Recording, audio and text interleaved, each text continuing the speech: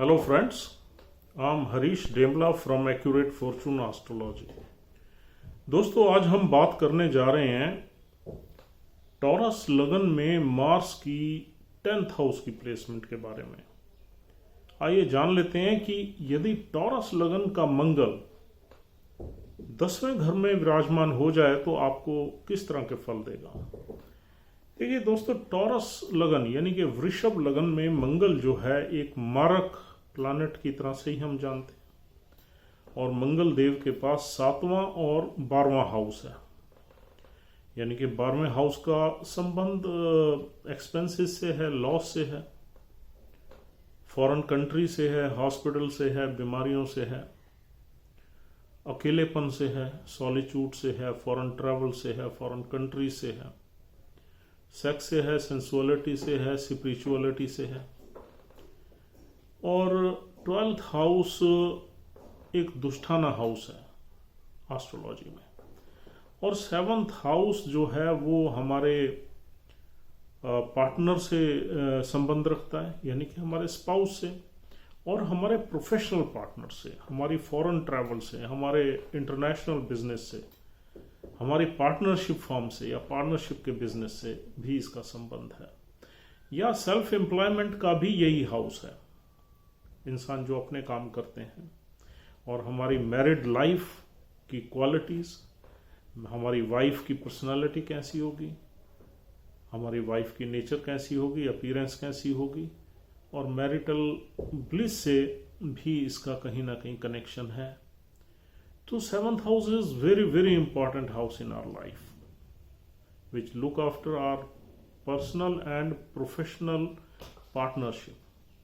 तो दोस्तों अब इन दोनों घरों का मालिक 10वें घर में एक हमारे कैरियर और प्रोफेशन के घर में बैठ गया।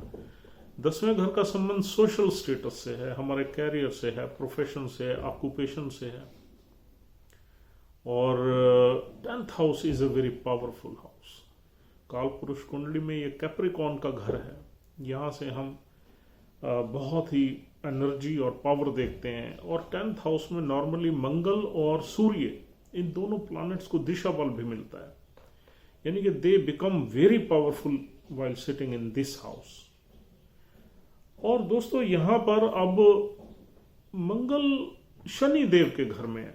शनि देव की 11 नंबर राशि यहां पड़ी हुई है, जिसका संबंध बड़ी इंडस्ट्रीज से है, इंजीनियरिंग इंडस्ट्रीज से है और ग्रुप एक्टिविटीज से है, डिजायर से है, होप से है, विशेष से है, नेटवर्क सर्कल से है। राशि तो 11 नंबर इन्हीं चीजों को रिप्रेजेंट करती है, लेकिन हाउस ये कैरियर का है और सोशल स्टेटस का है।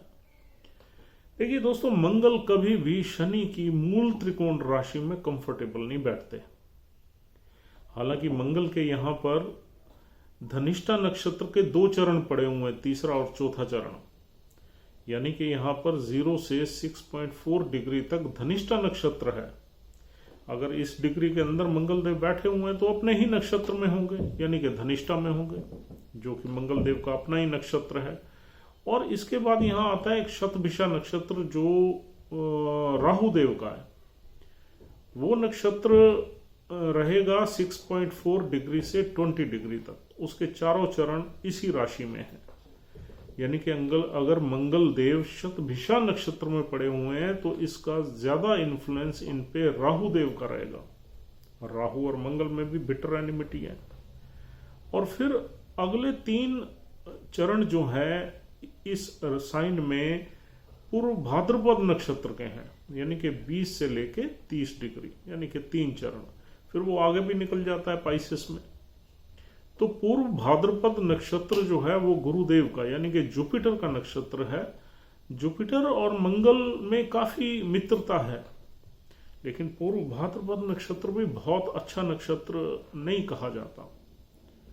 यहाँ आदमी थोड़ा सा फंडामेंटलिस्ट हो जाता है, थोड़ा सा आदमी की पर्सनैलिटी ड्यूअल पर्सनैलिटी होती है, उसकी लोगों के सामने अलग वो अपने आप को प्रेजेंट करता है, लेकिन behind the scene he can be a very different and very dangerous personality.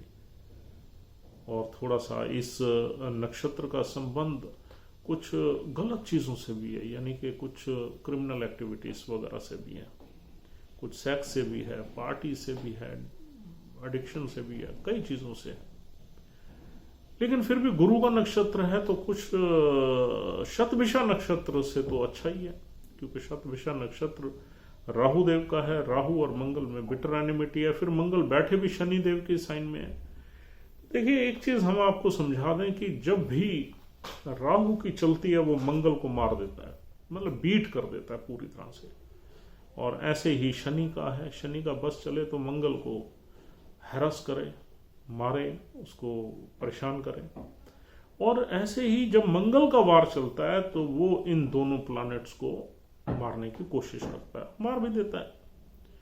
तो मारने का मतलब ये है कि उन हाउसेस का सिग्निफिकेंस बिगाड़ देना। तीनों बहुत ही अपोजिट एनर्जीज हैं, और मंगल और शनि ये बहुत ही इनमें बिटर एनिमिटी है। और शनि और राहु मित्र हैं, एक दूसरे के सपोर्टिव हैं, यानी कि राहु शनि की एनर्जी को लेके और ज्यादा घातक परिणाम दे देता है। और पर्टिकुलरली अगर मंगल उसके कब्जे में आ जाए या उसकी गिरफ्त में आ जाए तो बहुत ही बुरे फल दे देता है। तो इसलिए ये थोड़ी प्लेसमेंट इंफीरियर प्लेसमेंट ही हम इसे कहेंगे। अब यहां पर कुछ चीजें जो अच्छी निकल सकती हैं, एक तो मंगल अपने नक्षत्र में हो, धनिष्ठा नक्षत्र में, तो यहां मंगल पावरफुल हो जाएगा। और दूसरा, मंगल के ऊपर कोई मैलेफिक एनर्जी नहीं होनी चाहिए इस घर में, ना शनि की ना राहु की। यानी कि मैलेफिक एनर्जी कैसे बनेगी? राहु की दृष्टि आ गई। देखिए, मंगल और शनि इनमें तो फिर भी कहीं ना कहीं एक यूं कहना चाहिए, एनिमिटी के बावजूद भी अच्छे रिजल्ट्स दे देते हैं, क्योंकि 10वां घर गवर्नमेंट का है और शनि देव और मंगल देव मिलके गवर्नमेंट प्रोफाइल में भी बंदे को गवर्नमेंट सर्विस में भी भेज देते हैं। पर्टिकुलरली जो सर्विसेज मंगल से इन्फ्लुएंस्ड होती हैं, यानी कि defence services, police services, sports में, या उन सारी सर्विसेज में जिनका संबंध कहीं ना कहीं हमारी फिजिकल एनर्जी से है, ताकत से है, विल पावर से है और आर्मामेंट से है, फायरी एनर्जी के जुरिस्डिक्शन। अब कई डिपार्टमेंट्स होते हैं, हम सभी को यहाँ एक्सप्लेन करना बड़ा मुश्किल है। जैसे अब फायर डिपार्टमेंट है, इसका संबंध मंगल से है। और डिफेंस में सारे विंग्स, यहाँ फायरी आर्म्स वगैरह का यूज होता है मंगल से। पुलिस डिपार्टमेंट का, अब क्या, स्पोर्ट्स एक्टिविटीज में हमारी फिजिकल एनर्जी की बहुत ज्यादा जरूरत रहती है, करेज और विल पावर की, तो वो भी मंगल का इन्फ्लुएंस रहता है उस सर्विसेज पे। ऐसे ही दूसरे प्लैनेट का इन्फ्लुएंस हो तो फिर, जैसे सपोज चंद्र बहुत अच्छा पड़ा हुआ है तो तैराकी वगैरह में मंगल की एनर्जी, और चंद्र से हम पानी वानी की एक्टिविटीज देखते हैं, वाटरी, तो या हॉर्टिकल्चर देखते हैं, तो उन एक्टिविटीज में भी यहाँ पर ले जा सकता है मंगल। अब यहाँ पर कहने का मतलब ये है कि हमें दूसरे प्लैनेट्स भी देखने पड़ते हैं, हमें प्रोफेशन को देखने के लिए। एक अकेला प्लैनेट किसी भी प्रोफेशन को डिसाइड नहीं करता आपके चार्ट में। तो यहाँ पर दोस्तों मंगल के फलों पे आते हैं। यहाँ पर अगर आप का संबंध एक्सपोर्ट इंपोर्ट से हो गया तो यहाँ पर फल आपको अच्छे मिल सकते हैं, क्योंकि यहाँ मंगल को दिशा बल मिलेगा।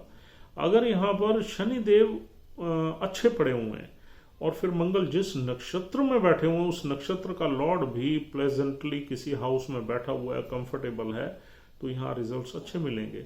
फॉर एग्जाम्पल हम लेते हैं कि अगर धनिष्ठा नक्षत्र में मंगल बैठा हुआ है तो हमें किसी को देखने की जरूरत नहीं, सिर्फ आप शुक्र देव को और शनि देव को देख लीजिए। शनि का घर है तो शनि ठीक बैठा होना चाहिए, और शुक्र देव जो है वो लगन के स्वामी है, वो ठीक होने चाहिए, तो रिजल्ट्स अच्छे मिलेंगे आपको। बिजनेस से रिलेटेड, पार्टनरशिप से रिलेटेड, ट्रेड से रिलेटेड, बेनिफिट्स और प्रोफेशनल ग्रोथ, कैरियर से रिलेटेड, सोशल स्टेटस से रिलेटेड अच्छे फल मिलेंगे। अगर यहाँ पर मंगल देव शतभिषा नक्षत्र में है और राहु भी अच्छे बैठे हुए हैं, तो भी रिजल्ट्स यहाँ पर कहीं ना कहीं हमें प्रोफेशन से रिलेटेड अच्छे मिल सकते हैं। अगर हम फॉरेन कंट्री के साथ कनेक्टेड नहीं है तो हमें नुकसान हो सकते हैं। हमारा एक्सपोर्ट इंपोर्ट में कोई दखल नहीं है, या कहीं हम फॉरेन, क्योंकि देखो या तो ये घर हमें लॉस देगा, इससे हम कनेक्ट कर लेंगे तो हमें फायदा देगा, सीधी सी बात।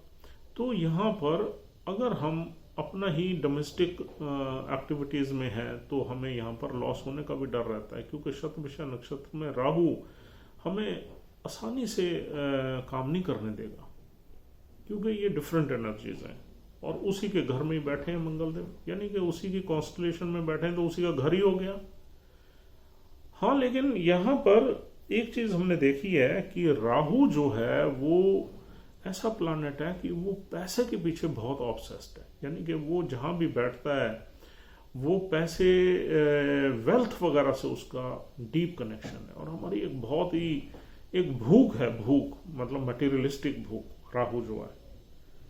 तो अब सपोज राहु किसी ऐसे घर में बैठा है जहां से वो खुद पैसा निकाल रहा है, तो वो मंगल को भी मेहनत करवा के, तंग करके, हैरस करके पैसा निकलवाएगा वहां से, 10वें घर से, यानी कि कनेक्शन उसका 7वें घर से है, 7वां घर बिजनेस का है, तो पैसा तो निकलवाएगा।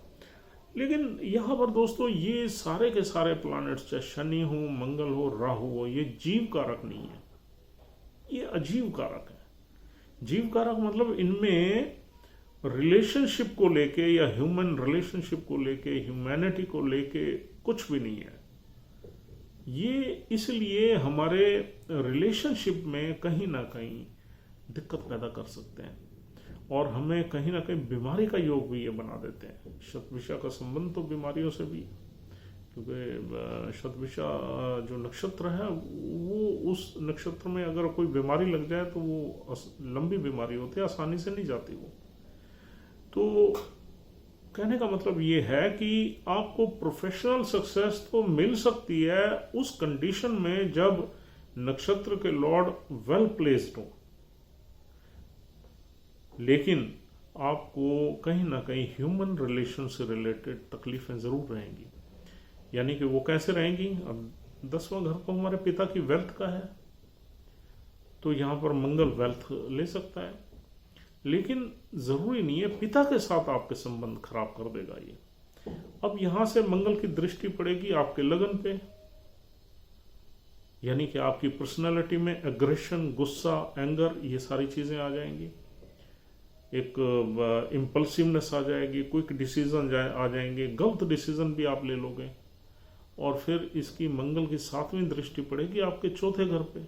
चौथा घर जो है हमारी माँ का है, और वहां वैसे काल पुरुष कुंडली में मंगल नीच का भी हो जाता है, तो चौथे घर से रिलेटेड भी आपको प्रॉब्लम्स आएंगी as far as relationship is concerned. अब चौथे घर में हालांकि सूर्य की राशि है, लेकिन मंगल यहाँ पर दूसरों के इन्फ्लुएंस में है, शनि के और राहु के इन्फ्लुएंस में है। अगर शतभिषा में है, अपने नक्षत्र में है, तो हो सकता है इतने बुरे फल ना दे। अब इसकी जो 8वीं दृष्टि है वो आपके बच्चों के घर पे पड़ेगी। देखो 5वां घर बच्चों का भी है, तो बच्चों के घर में भी डेफिशिएंसी कोई ना कोई क्रिएट कर देगा। फिर मंगल जिन हाउसेस को हेड कर रहा है वो है 12वां और 7वां। 7वां घर हमारे स्पाउस का है, पार्टनर का है, पार्टनरशिप का है, तो वहां भी ये आपके थोड़ा बहुत अग्रेशन, थोड़ा बहुत रिलेशनशिप में खलल पैदा करेगा ही करेगा, अगर मंगल पे इन्फ्लुएंस राहु और शनि का आ गया। लेकिन अगर शनि देव ही अच्छे बैठे हुए हैं, कहीं बहुत ही बढ़िया बैठे हुए हैं, भाग्य में ही बैठे हुए हैं, 10वें 9वें घर में अपनी राशि में, या यूं कहना चाहिए और किसी ऐसे साइन में, मित्र साइन में बैठे हुए हैं, और इधर से राहु भी वेल प्लेस्ड है, एग्जॉल्टेड साइन में बैठा हुआ है, यानी कि 3 नंबर राशि में बैठा हुआ है, जो उसका राहु का एग्जॉल्टेड साइन है 2nd हाउस में, या और भी किसी हाउस में अगर अच्छी राशि में, अपनी राशि में बैठा हो, 6 नंबर में बैठ जाए। 6 नंबर राशि 5वें घर में पड़ती है। अब तो हमें यहाँ पर फाइनेंशियल गेन्स वगैरह में ये मिल सकती हैं अगर हमारा संबंध कहीं ना कहीं 12वें घर से जुड़ गया, यानी कि हमें फॉरेन ट्रैवल से जुड़ गया, एक्सपोर्ट इंपोर्ट से जुड़ गया, या हम फॉरेन कंट्री में सेटल हो गए, तो यहाँ अच्छे रिजल्ट्स मिलेंगे। अदरवाइज नक्षत्रों का बहुत बड़ा खेल है किसी भी प्लेसमेंट में। अब तीसरा नक्षत्र यहाँ हमने बोला पूर्व भाद्रपद है। पूर्व भाद्रपद गुरुदेव का नक्षत्र है। अगर गुरुदेव वेल प्लेस्ड है कहीं तो यहाँ आपको अच्छे गेंस दे देंगे, या मंगल को दिशा बल भी मिलेगा। Mangal will be powerful and give you good results. लेकिन मंगल एक अग्रेसिव प्लैनेट है जो रिलेशनशिप्स को हैंडल करने में दिक्कत पैदा करता है, और अगर इस पे कोई मैलिफिक इफेक्ट आ जाए तो फिर वो रिलेशनशिप बिगाड़ने की पूरी कोशिश करता है। तो दोस्तों, अब जैसे पांचवें घर की हमने बात की, बच्चों से थोड़ी रिलेशनशिप आपकी अच्छी नहीं रह सकती। मंगल की एस्पेक्ट है 8वां। बच्चे पैदा होने में भी दिक्कत करेगा, मतलब कहीं ना कहीं अबॉर्शन वगैरह का योग बन जाएगा। इस तरह की दिक्कतें आती हैं। और कुल मिला के अगर हम देखें तो ये मंगल के लिए बहुत अच्छी प्लेसमेंट नहीं है, क्योंकि शनि देव की राशि है। हाँ, यहाँ से अगर शनि वेल प्लेस्ड है तो ये आपको कहीं ना कहीं, और सूर्य भी वेल प्लेस्ड है, तो ये आपको कहीं ना कहीं गवर्नमेंट सर्विसेज की तरफ ले जा सकता है, और आपको गवर्नमेंट जॉब में एक अच्छी पोजीशन पे ले जा सकता है। बाकी यहाँ पर इंसान बहुत ही पावरफुल रहेगा, उसकी विल पावर बहुत अच्छी रहेगी, अपने गोल्स वगैरह को अचीव करने में पूरी अपनी एनर्जीज लगाएगा और थकेगा नहीं। यानी कि वो he will be you can say tirelessly working in his profession. उसका एक एम्बिशन होगा, उस एम्बिशन के पीछे वो लगातार रहेगा ही रहेगा। लेकिन यहाँ पर शनि उसे मेहनत ज्यादा करवा के ही फल देंगे, क्योंकि शनि देव की राशि है, और Shani believes in work, Karma. वो यहाँ पर इमीडिएट रिजल्ट्स नहीं देंगे, वो कहीं ना कहीं यहाँ पर मंगल से पूरा काम करवाएंगे, और जितना काम मंगल करके रिजल्ट्स ले लेता है उससे हो सकता है 2 गुना या 3 गुना काम करवा के ही उसे रिजल्ट्स दें। तो इस तरह की प्लेसमेंट में आपको यही रिजल्ट्स मिलेंगे।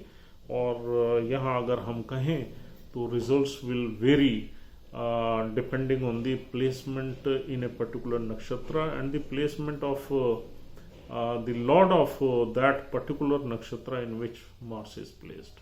तो आप इसको थोड़ा सा एनालिटिकली एग्जामिन कर लीजिए, तो ये results native to native very ज़रूर करेंगे। So friends, thank you very much for watching our this video. उम्मीद करता हूँ आपको कुछ एनालिटिकली एक हमने आइडिया दे दिया है कि आपने इस प्लेसमेंट को, because this is a typical placement basically, इसमें आपने थोड़ा सा अपना दिमाग ज़रूर अप्लाई करना है, और दूसरे भी प्लैनेट्स को देखना है कि इस पे किसकी दृष्टि है, किसका एस्पेक्ट है, कोई कंजंक्शन तो नहीं है, कोई मैलिफिक इफेक्ट तो नहीं है राहु और शनि जैसे प्लैनेट्स का और केतु जैसे प्लैनेट्स का। अदरवाइज ठीक है, मतलब रिजल्ट्स अच्छे भी मिल सकते हैं, लेकिन ज़्यादातर देखा गया है कि थोड़े से बुरे रिजल्ट्स यहाँ पर ज़्यादा मिलते हैं। So friends, as usual my number is 9899105355। If you want to contact me, you can dial this number and have a word with me, or else we'll see you tomorrow with some other discussion. Please don't forget to subscribe our channel if you are liking our videos. Thank you very much. We'll see you soon. Have a nice day. Thanks a lot.